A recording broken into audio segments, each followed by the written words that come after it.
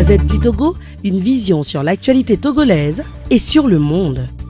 Et concernant cette affaire, j'aimerais juste vous le dire, cette affaire des incendies, c'est une affaire qui me marquera toute la vie.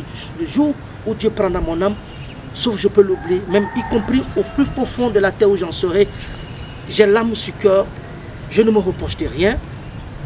Cette affaire, je suis sur un contrôle judiciaire, je ne veux pas trop la développer, rentrer à fond, mais juste parler de la femme dans un sens à ceux qui ont eu pensé de réfléchir, surtout ceux qui ont le sens de réfléchir, au silence des gens bien.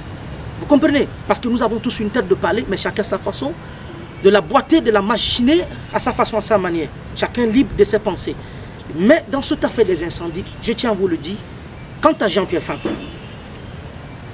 M. Juste Ajavon, le clan du CST à l'époque, qui donne une autre partie du CAP 2015, je tiens à vous dire, l'opposition n'est mêlée de cette affaire ni de près ni de loin. Ça, je le réitère, l'argent ne peut pas échanger la vie d'un être humain. Parce que je pense que bel et bien, lors de ma première déclaration, que j'avais dit que c'est l'opposition qui avait organisé cette affaire pour que nous puissions organiser ces affaires. C'est un attentat, c'est un acte sadique, irresponsable même que je peux le traduire. Mais d'une autre façon, si je peux avoir l'opportunité de le dire, ceux qui nous ont mis là-bas en savent bien. Ils savent bien que Mohamed Loum et l'opposition, j'ai dit je ne veux pas tout rentrer. Je me résume à l'extrême pour juste vous faire savoir que nous ne voulons pas le mal de quelqu'un. Ce n'est pas mon souhait. Dans mon éducation, je n'ai pas reçu cette éducation. Moi, j'ai ma famille, ma grand-mère à moi, la mère à la mère, pas elle que Dieu l'a pu permettre, j'ai la vie aujourd'hui, alhamdulillah. Elles vendent dans ce marché. J'ai mes tantes, toute une parente qui vend dans ce marché. Mais l'histoire nous rendra témoins. Parce que moi, je le dis, on ne peut pas cacher le soleil avec la main. Excusez, ça c'est impossible. Que les gens cessent d'avoir des amalgames, disent ce qu'ils pensent. Moi, je le dis, on ne peut pas cacher le soleil avec la main. Trop ou tard, nous en serons. Que la justice nous appelle aujourd'hui, demain, je répondrai. C'est ce que moi j'ai à dire. Et pour ce milieu carcéral, j'aimerais lancer un vif fort au président de la République, M. Faure et Sozina Singbe, lui faire comprendre aujourd'hui. Nous avons nos frères aujourd'hui, depuis le 19 août, qui sont là. Cette liberté que vous avez eu l'opportunité de nous accorder par la grâce de Dieu, je vous prie de votre sens de responsabilité, de taper encore sur la table, de permettre à ces enfants, à nos frères, de regagner nos familles. La vie carcérale, elle n'est pas facile. Je profite de ce moment pour lancer un autre regard. Je ne vous donne pas des conseils, Monsieur le Président, mais je voudrais parler le cas de l'honorable Pachanya Singbe.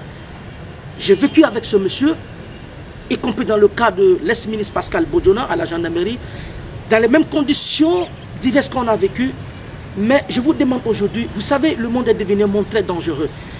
Un enfant qui n'a pas reçu d'une éducation de base, la présence de son père, de sa mère, c'est un danger pour la société. Donc, je vous prie, par l'amour divin, l'amour du ciel, en tant que père de famille, le sens de la responsabilité humaine, de lancer un regard envers votre frère Pachanya Singbe. Je ne fais pas de la politique. Je ne dis pas que tu connais de plus pour que je suis sans parler. Mais l'amertume que j'ai vécue, il y a eu des gens avec qui nous l'avons partagé. C'est même amertume. Donc je vous prie, par la miséricorde divine, je prie à Dieu de vous donner la sagesse et l'intelligence qu'il faut, de tourner un regard, par l'amour divin de ses enfants, de lui permettre à M. Pachanya Singbe de plus bénéficier aussi, par la grâce divine, pour que lui puisse accorder une liberté, comme provisoire comme nous, pour qu'il puisse éduquer ses enfants, donner un regard de vie à ses enfants. Merci. La Gazette du Togo, une vision sur l'actualité togolaise et sur le monde. Rejoignez-nous sur le www.lagazettedutogo.com ou sur nos comptes Facebook, Twitter et YouTube. Pour tout contact, écrivez à contact@lagazettedutogo.com ou appelez le 92 80 88 53. La Gazette du Togo, c'est l'information en continu.